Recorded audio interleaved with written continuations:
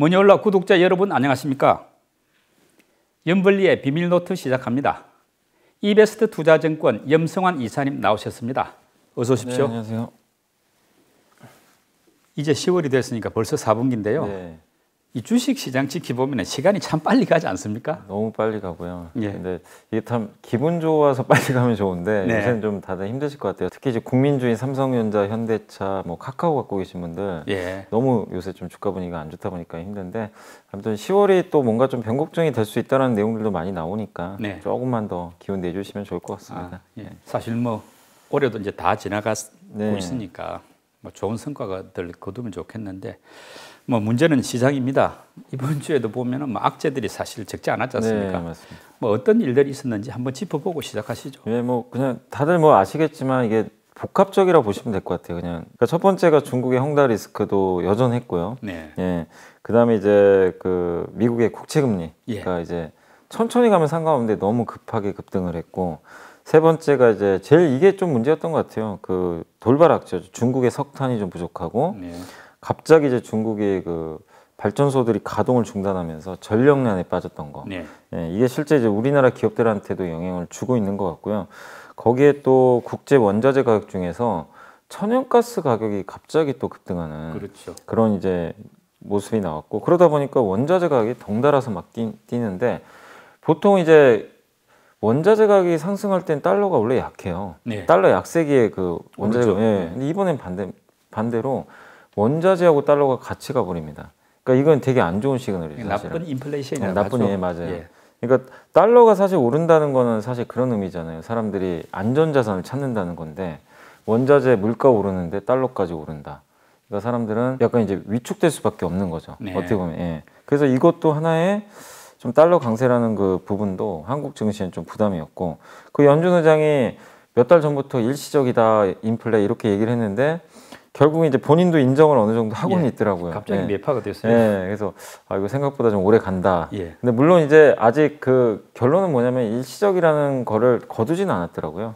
결국 꺾인다고는 생각은 하는데 본인이 생각한 보다 좀 너무 오래 가는 것 같다. 네. 이 발언을 하면서 시장이 또 한번 긴장을 했고, 그다음에 이제 마이크론의 실적도 좀 생각보다 실적은 좋았는데요. 예. 문제가 그거죠. 내년도 전망치가 좀 생각보다 낮아진 거죠. 네. 그래서 메모리 반도체 다시 한번 분위기 타다가 외국인들이 이제 그 마이크론의 실적 그 발표를 보고 나서 실망 매물을 던진 것 같더라고요. 예. 그래서 한국의 삼성전자, 하이닉스가 또 빠졌던 게 약간의 부담이었고, 또 내후 외환이라고 국내도 좀 안 좋은 게 있었어요. 그 고승범 금융위원장이 신용공여 예. 규제한다고. 네. 굉장히 강도 높게 막 부동산 대출도 규제를 하지만 한국에서도 지금 주식 그 이렇게 신용 받아서 매매하시는 분들이 상당히 많은데 거기에 대해서 좀 일부 규제하겠다. 그러니까 더 이상 그럼 늘리지 말라는 얘기죠. 예. 신용 더 이상. 근데 유동성 좀 위축에 대한 이제 국내적인 요인도 예. 좀 악재로 작용을 했던 것 같아요. 그래서 이런 것들이 그냥 하나씩 오는 게 아니라 그냥 이번 주에 다 쏟아져 버렸습니다. 예. 예, 순식간에. 그러다 보니까 증시가 이번 주에 3,100을 깨고, 지금 사실 이제 그 금요일 날 같은 경우는 3,000선 소반까지 네. 급나가는 그런 모습이 나오면서 굉장히 시장이 좀 좋은 걸 찾기 어려웠던, 좀 너무나 힘들었던 좀 한 주였던 것 같습니다. 제일 중요했던 게 장기채, 미국 장기채 금리 상승인데 뭐 지금 약간 안정이 됐다는 느낌도 듭니다만은 1.5% 초반인데 그래도 지금 추세에 올라온 걸로 보면은 2, 3월처럼 한 1.7, 1.8까지도 가지 않겠느냐 이런 생각도 들거든요. 이제 국채 금리가 이렇게 올라가면 아무래도 성장주의 부담이고 네. 우리나라 대형주들은 대부분 성장주에 속하지 않습니까? 그렇게 보면은 앞으로 시장은 뭐 당분간 약세를 좀 우리가 면치 못한다. 예. 이렇게 봐도 될까요? 근데 사실은요, 이게 금리가 오르는 거는 어떻게 보면 경제 상황을 보면 정상이잖아요. 사실 금리가 오르는 인플레가 정상이잖아요, 사실은. 네. 그렇기 때문에 단기 금리는 정책 금리지만 장기 금리, 이제 10년물 금리는 이제 미국의 미래 경기를 반영하는 거니까 이게 사실 오르는 거는 좋은 거거든요. 엄밀히 따지면 이제 미국 경기가 좋아지는구나 이건데, 지금 그 너무 속도가 좀 가팔랐다는 게 또 문제인 것 같고, 갑자기 튀었고, 그리고 2, 3월 달에도 1.7에서 1.8%까지 올라가면서 그때 성장주가 한번 좀 굉장히 난리가 났었는데, 당시하고 지금하고 좀 약간 틀린 점이 좀 있어요. 그러니까 당시는 경기 회복에 좀 기대감이 있다 보니까 예. 뭐냐면 물론 성장주는 안 좋았지만 우리나라도 한번 기억을 해보세요. 2, 3, 4, 5월 달에 금리가 올라갈 때 삼성전자나 뭐 아니면 2차 전지나 카카오나 이런 건 안 갔는데 경기 민감주 급등이 나왔어요. 예, 예. 네, 그때 뭐 금융주, 조선주, 뭐 건설, 철강, 예. 화학주 다 좋았습니다. 이거 뭐냐면은 경기에 대한 이제 기대감으로 갔던 그때는 시기였어요. 근데 지금은 뭐냐면은 국채 금리가 튀는데 경기 민감주도 안 갑니다. 네. 그냥 다 같이 빠지고 있어요. 무슨 얘기냐면은 물가에 대한 부담감이 생긴 것 같아요. 아, 물가 상승에 대한 이제 예. 부담감이. 그리고 지금은 오히려 경기가 막 위축되지 않을까 이걸 또 걱정을. 그러니까 금리는 오르는데 네. 물가는 오르고 어차피 또 미국 연준은 테이퍼링을 할 거고. 예. 근데 경기가 좋아지면 상관이 없는데 조금 좋아지려고 하는 경기가 갑자기 중국도 쇼크 때문에 위축될 것 같고. 아, 그러니까 이게 스태그플레이션이라는 용어 많이들 그렇죠. 들어보셨을 거예요. 최악의 조합이잖아요. 사실 네. 이게 투자들이 그걸 좀 우려하는 것 같아요. 이렇게 천연가스 가격, 국제유가, 뭐 갑자기 석탄 가격 튀는데 중국 경기는 안 좋다고 난리가 났고 미국 경기도 이거 좋아지는 거 맞는 건지. 예, 수요는 좋은 것 같은데 공급이 부족해서 물건은 못 만들고. 병목 현상이 네, 나죠. 맞아요. 예. 물건은 만들지도 못하고 이러면 또 이렇게 또 이런 식으로 인플레가 튀면 기업들은 당연히 비상이 걸리는 게 수익성이 안 좋아집니다. 네. 원자재 비용이 올라가잖아요. 근데 소비자들은 또 물가 튀니까 안 살 수도 있어요. 그러니까 이게 이중구에 빠져버리는 거죠. 그러니까 스태그플레이션이죠. 예. 그래서 지금의 그 지난 올해 초하고 지금의 이렇게 그 금리가 올라가는데 경기 민감주까지 못 가는 원인은 저는 이것 때문인 것 같아요. 성장주가 빠지는 건 당연할 수도 있는데 네.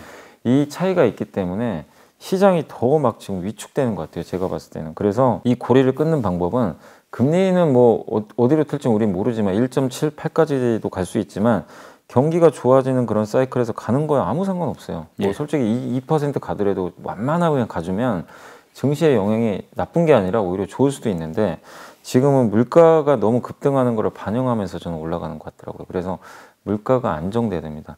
그러려면 천연가스 가격이라든가 이런 게 진정돼야 돼요. 사실 금요일 날도 장 시작 전에요. 갑자기 천연가스 가격이 급등했다는 뉴스가 딱 떴더라고요. 그랬죠. 예. 그러니까 확실히 그게 나오고 물론 시장 출발이 나쁘진 않았는데 결국 시장이 한번 확 빠져버렸잖아요. 예. 그러니까 그 이유도 이 부분 때문인 것 같아요. 제가. 그러니까 큰 줄기는 시장이 지금 여러 가지 악재들이 있는데 가장 우려하는 게 어쨌든 원자재 가격의 이 너무나 비정상적인 예. 급등세. 이게 근데 꺾일 기미가 안 보이니까 바짝 긴장을 한 것 같습니다. 그래서 당분간 뭐 성장주뿐만 아니라 그러니까 금리의 원인인 그 물가가 이렇게 계속 튀는 구간이 계속 이어진다면 당분간 시장은 어쩔 수가 없는 것 같아요. 예. 예. 뭐 언제까지 될지는 모르겠습니다만 한 요 고비는 넘어야 새로운 이제 시장 예. 흐름이 나오겠네요. 네, 맞습니다. 조금 다행스러운 점은 우리 9월 수출 실적이 좋더라고요. 예. 뭐 작년 동기 대비 16.7% 늘어서 558억 달러. 그리고 특히 이제 일평균 수출액이 26억 6천만 달러로서 상당히 높은 역대 최고치다. 역대 최고. 예. 예. 이렇게 뭐 실적이 좋은데 문제는 주가는 별로 안 좋은 이유가 그 뭘까요? 반영이 안 된 건가요? 그러니까 시장이 이미 그걸 좀 알고는 있어요. 그러다 보니까 이런 서프라이즈한 실적에도 놀라지 않고 그리고 삼성전자 주가도 마찬가지잖아요. 3분기 실적이 너무 좋을 걸 알고 있는데 네. 빠지는 거는 3분기를 보는 게 아니라 4분기 내년을 보니까 예. 수출도 마찬가지인 것 같은 거예요. 10월부터는 좀 이제 그 역기조 현상 때문에 좀 둔화된대요. 성장률이. 그러니까 지금이 가장 높고 성장률 자체가 조금씩 꺾이는 거죠. 이 그림을 보다 보니까 시장 참가자들은 이제 더 좋을 게 뭐가 있냐. 이걸 좀 우려를 하고 있는 것 같아요. 그러니까 피크아웃이죠, 한마디로.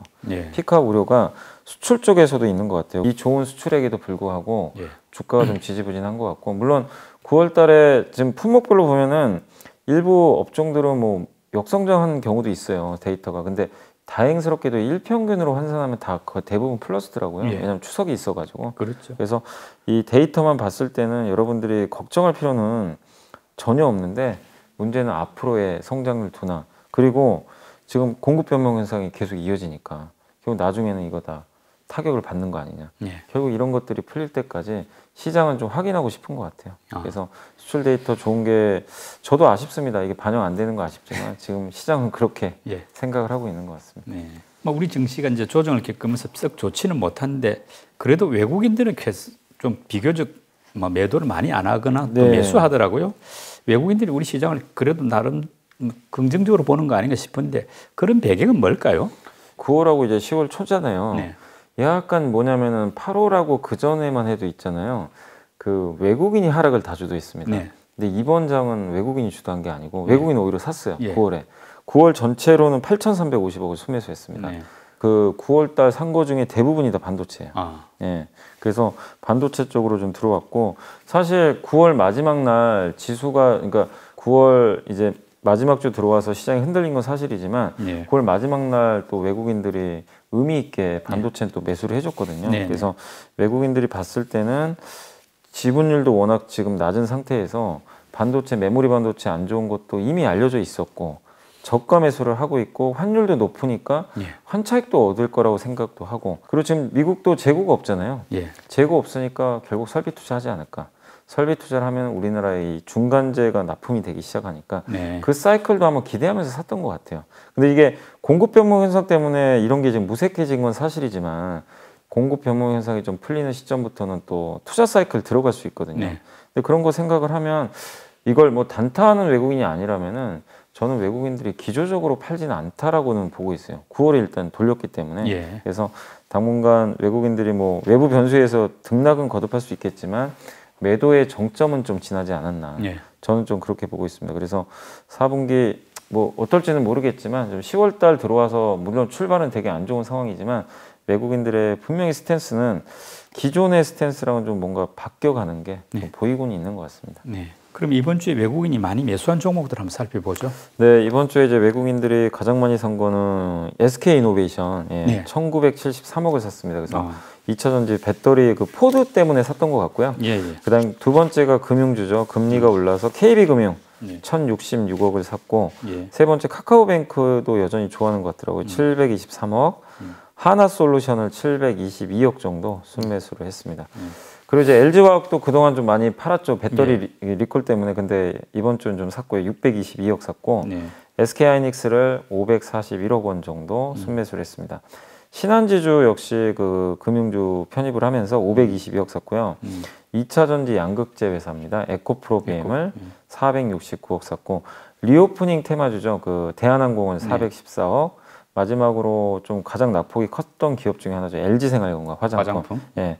374억 정도 사면서 고르게 매수를 했는데 주로 외국인들이 좀 섞여 있어요. 2차 전지도 여전히 기본적으로 들어간 데다가 네. 금리 오르는 거 생각해서 은행주를 3개나 샀어요. 그렇네요. 3개 사고 그다음에 그중에 또 한두 개는 친환경주. 되게 눈에 띈 게 SK하이닉스랑 LG생활건강 같아요. 네. 이 두 기업이 사실 좋진 않잖아요. 예. 근데 워낙 많이 빠져서 좀 저가 매수 일부 좀 들어온 게 아닌가라고 예. 생각하고 있습니다. 그리고 기관들은 워낙 많이 이제 매도를 하고 있었어요. 원성들이 좀 높은데요. 그 9월에도 공매도도 많이 했고, 뭐 8월보다 3배나 많았다고 그러더라고요. 네. 그리고 뭐 또 주가 하락에 베팅하는 이른바 꽃버스를 굉장히 많이 샀어요. 네. 뭐 9월에 한 800억 이상 매수했다 이러는데 시장이 좋아져야 기관도 좋을 텐데 왜 이렇게 많이 팔기만 하는 이유가 뭔가요? 그러니까 저도 이게 왜냐하면 이 기관 투자가 워낙 다양하기 때문에 각각의 다 이유는 있겠죠. 분명히 네. 있을 텐데 일단 첫 번째가 지금 9월만 보면 기관이 4.5조 원을 순매도했거든요. 순매도? 네, 순매도 예, 예. 굉장히 많이 했죠. 4.5조 원이면. 예. 그러니까 외국인이 8,300억을 산 반면에 예. 기관은 다 던져버렸어요. 개인이 3.3조 샀거든요. 예. 그래서 기관들 매도가 증시 하락의 원인인 건 이게 분명히 드러난 거고 네. 그 중에 이제 연기금이 1.6조를 순매도했어요. 예. 그러니까 연기금이 판 거는 뭐 여러분도 다들 알고는 계실 거예요. 국내 주식 비중 줄이니까 계속. 예. 그래서 아직도 목표보다는 좀 높아요. 네. 현재 한 20% 정도 되는 것 같아요. 이게 최대 목표치가 19.6% 정도로 알고 있거든요. 19.8인가? 8인가? 예. 예, 예. 얼마 남진 않았는데 네. 그래도 0.1%도 굉장히 많은 물량이기 예. 때문에 그걸 하는데 좀 아쉬운 게 뭐냐면 굳이 왜 이렇게 내려갈 때 같이 파냐 이거죠. 예. 예. 그러니까 내려갈 때 좀 기다렸다가 차라리 증시가 올라갈 때 예. 그때 비중을 좀 줄여도 괜찮은데 그 가뜩이나 지금 시장이 안 좋은데 그 어떻게 보면은 지금 물량을 더 내놓고 있더라고요. 그다음 두 번째가 금융투자거든요. 그러니까 예. 금융투자가 제일 많이 팔았는데 3.2조를 팔았어요. 다 증권사들이 네, 증권사예요. 그래서 되는데. 어쨌든 이제 그 금융투자는 증권사고 예. 증권사가 하는 거는 그냥 두 가지라고 생각하시는 게 가장 좋아요. 뭐냐면 첫 번째가 프로그램 매매를 해요. 네. 이제 외국인 선물 따라다녀요. 그래서 이거는 매도가 나오면 나중에 다시 다 채워요. 예. 그래서 프로그램 매매까지는 너무 걱정하실 필요는 없어요. 사실 그 부분은 예. 판 만큼 들어오니까. 그럼 네. 나중에 막 몇 천억씩 들어올 겁니다. 하루에도. 한 가지 좀 아쉬운 게 또 있는 게 뭐냐면 그 금융투자가 보면 증권사마다 트레이딩 부서가 있어요. 예. 자기 자본 가지고 하는. 그렇죠. 그래서 그게 꽤 그 금액이 커요. 네. 뭐 몇 천억 단위로 하는 데도 있고 하다 보니까 근데 이 트레이딩 부서는 대부분 이렇게 매매하시는 분들이 그 수익률을 신경을 써야 되거든요. 그러니까 예를 들어서 회사마다 다른데 그 손절매 규정들이 있어요. 로스컷 규정이 예, 있죠. 약세장일 경우에 그러니까 만약에 시장이 무너지고 좀 안 좋을 때는 로스컷이 나올 수도 있어요. 예. 그 물량도 들어가 있을 가능성도 분명히 배제할 수는 아. 없어요. 근데 그 물량은요 그냥 쏟아져요. 그러니까 여러분이 만약에 갖고 있는데 어느 기업이 갑자기 대량 매도가 나올 때도 있어요. 주가 빠지고 있는데 근데 이유가 없어요. 이런 현상들이 이번 9월 달에 좀 일부 나온 게 아닌가라고 예. 조심스럽게 추측을 하는데 그래서 많은 분들이 좀 기관 투자에 대해서 원성이 좀 자제하신데 예. 그러니까 어쨌든 연기금과 금토가 그런 이유들 때문에 좀 굉장히 공격적으로 매도를 했는데 이게 좀 멈춰야 또 시장이 긍정적일 것 같은데 좀 안타깝지만 지금 10월 달 들어와서도 여전히 좀 매도 공사가 좀 펼쳐지고 있어서 네. 그리고 대주주 또 양도 차익과세 문제가 하나 예. 있잖아요. 아마 그래서 기관 투자들이 일부 미리 좀 파는 부분도 있어요. 그 중소형주 같은 경우 미리 예. 대비해 가지고 네. 그러니까 그런 물량들이 좀 미리 나오는 것도 하나의 시장에 좀 상당한 부담이었다라고 예. 보시면 좋겠습니다. 많이 팔기만 하는 기관들인데 그래도 산 종목도 있을 거 아닙니까? 예. 어떤 것들이 있습니까? 일단 가장 많이 산 거는 크래프톤입니다. 1234억 예. 원을 매수를 했고 역시 SK이노베이션 공통된 것 같아요. 이두 번째로 샀고 1070억 샀고요. 예. LG화학을 878억 샀고요. 예. 하나솔루션을 853억 예. 그리고 현대중공업을 624억 정도 예. 매수를 했고 OCI를 534억 샀습니다. 예. 네, 그리고 정유회사인 SOE를 488억 샀고요. 2차 전지 이제 소재 기업이죠. 일진 머티리얼즈를 443억 샀고요. 그다음에 이제 BTS 관련주죠. 하이브를 예. 416억, SKI 테크놀로지를 268억을 일단 매수한 걸로 나와 있는데 주로 보면 이제 그 경기 민감주하고 2차 전지 이쪽을 좀 많이 산 것 같더라고요. 네. 금액 자체는 크지가 않네요. 네, 금액은 되게 작습니다. 네. 그리고 개인들은 이번 주에 어떤 종목들을 많이 매수했습니까? 예, 개인 투자들은 일단 가장 많이 산 거는 여전히 삼성전자입니다. 삼성전자를 예. 우선주까지 합치면 거의 한 1조 가까이 샀어요. 두 개 네. 합쳐서. 그래서 삼성전자를 8,889억, 네. 우선주를 1,733억 정도. 1조가 넘네요. 네, 합치면은. 예. 이렇게 좀 매수를 해줬고 그다음에 네이버를 1,692억 예. 매수 들어갔고요. LG전자를 1,612억 정도 네. 매수를 했고 SKC를 1,224억 정도 샀습니다. 네. 그리고 현대차를 1,162억 정도 순매수했고 셀트리온도 요새 좀 주가는 부진한데 개인 투자분들이 많이 샀습니다. 1,134억. 카카오도 역시 여전히 사고 있고요. 1,100억. 예. 그다음에 백신 관련주인 SK바이오사이언스를 1,040억 정도 예. 들어왔고 2차 전지 양극재 회사죠. 그 LNF를 963억. 네. 그래서 샀는데 주로 이제 여기서 보면 SK바이오사이언스 LNF를 좀 제외하고는 최근에 이제 주가 부진하거나 좀 급락한 기업들. 예. 그러니까 낙폭과대주 중심으로 해서 그러니까 개인들은 크게 바뀐 건 없어요. 일단 가격이 많이 떨어진 거 위주로 계속 저가 매수하고 있는 것 같습니다. 개인들 저가 매수한 게 언젠가는 빛을 그게 바라야 보기를 되는데 바라는입니다. 예. 그리고 이번 주에 많이 오른 업종들도 한번 살펴보시죠. 네, 이번 주에 일단 가장 많이 오른 업종은 그 요새 갑자기 부상하는 게 리비안이라고 리비안. 그 이제 전기차 아마존이 말이죠. 아마존이 이제 투자했던 기업이잖아요. 전기차. 예. 예. 그 회사가 11월에 상장을 한대요. 아. 미국 시장에. 예. 그래서 리비안 관련주가 있어요. 네. 뭐 배터리 회사도 있지만 거기에 부품, 자동차 부품. 예. 그게 이제 테마가 형성돼서 네. 올랐는데 22%나 아, 많이 올랐네요. 예, 이번 주 안 좋은 장에서 올랐고 두 번째가 LNG 수혜주죠. 그 도시가스 네. 관련주가 11% 올랐고 역시 그 원자재 가격 올라가면 자원개발 회사들이 수혜받잖아요. 예. 그래서 자원개발 관련주가 5.92% 네. 상승했고 네 번째가 이제 정유회사입니다. 역시 원자재 가격 수혜주죠. 네. 4.53% 그리고 금리 인상 수혜주인 은행주가 3.66% 네. 생명보험도 마찬가지죠. 금리 인상 3.45% 이렇게 좀 올라갔고 조선주도 대표적인 그 LNG 가격 오를 때 수혜줍니다. 아. LN지선 발주가 늘어나기 네. 때문에 이번 주에 3.38% 정도 올랐고 하이브 모멘텀을 받았던 그 엔터사, 예. 엔터사들이 3.3%. 네. 그리고 뭐 계속 화두가 되는 게 탄소 배출이잖아요. 예, 탄소 예. 배출권 ETF도 이제 새롭게 또 나왔던 것 같은데 그 기업들이 2.9% 정도 상승을 해줬고 마지막으로 오랜만에 그러니까 그동안은 2차 전지 소재가 강했잖아요. 에코프로비엠. 예. 근데 이번 주에는 장비 회사가 좀 강했어요. 오랜만에. 예. 뭐 CIS라든가 이런 기업들이 급등을 하면서 이번 주는 2차 전지 장비가 2.72%로 상승을 좀 이끌었다라고 보시면 되겠습니다. 이번에는 이사님이 선정한 이번 주에 보고서 보는 순서인데요. 어떤 내용인지 궁금합니다. 요거는 뭐냐면 그 모빌리티 이노베이션이라 그래가지고 네. 현대차 증권에서 시리즈로 내고 있어요. 이 모빌리티 자동차. 아, 예. 그래서 여기 관련돼서 오늘 이번 세 번째 자료는 그 세 번째 엑셀을 밟다. 그러니까 예. 엑셀을 밟는다는 이제 제목으로 일단 나와 있고 이 자료가 좋은 게요. 자동차 애널리스트, 반도체 애널리스트, 2차 전지, 그다음에 철강, 예. 소프트웨어 이쪽 관련된 산업을 다루는 애널리스트가 다 같이 썼어요. 예. 콜라보 자료죠. 네. 네, 그래서 되게 좀 의미가 있는 것 같고 반도체 같은 경우는 일단 지금 최근에 그 전력 반도체 시장이 많이 뛰어드나 봐요. 네. 이게 왜냐하면 그 전기차에서 전력 관리하는 게 되게 중요하거든요. 예. 컨트롤 해줘야 되니까. 그래서 전 세계 자동차 반도체 회사들이 주로 전력 반도체에 대한 투자를 좀 많이 늘리고 있다. 네. 요게 하나의 좀 포인트니까 참고하시고 자동차는 뭐냐면은 자동차는 이제 탄소 중립을 목표로 잡았는데 이제는 실행을 하는 거죠. 예. 얼마 전에 이 폭스바겐이 이제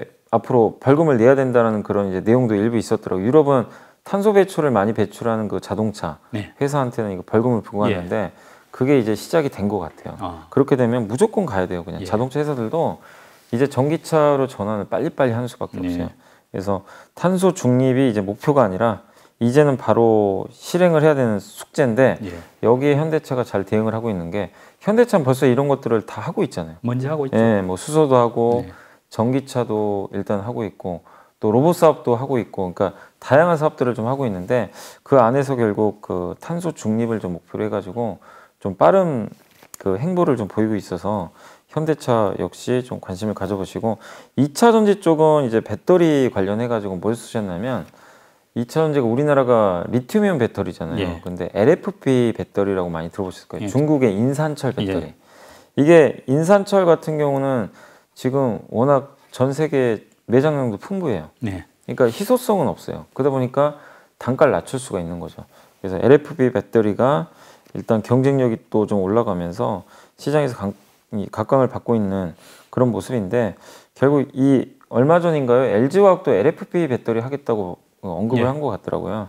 미국에서 LFP 배터리를 만약에 미국 회사들이 쓴다면 한국 걸 쓸 수밖에 없어요. 그렇죠. 중국 걸 쓰긴 어려워요. 예. 예.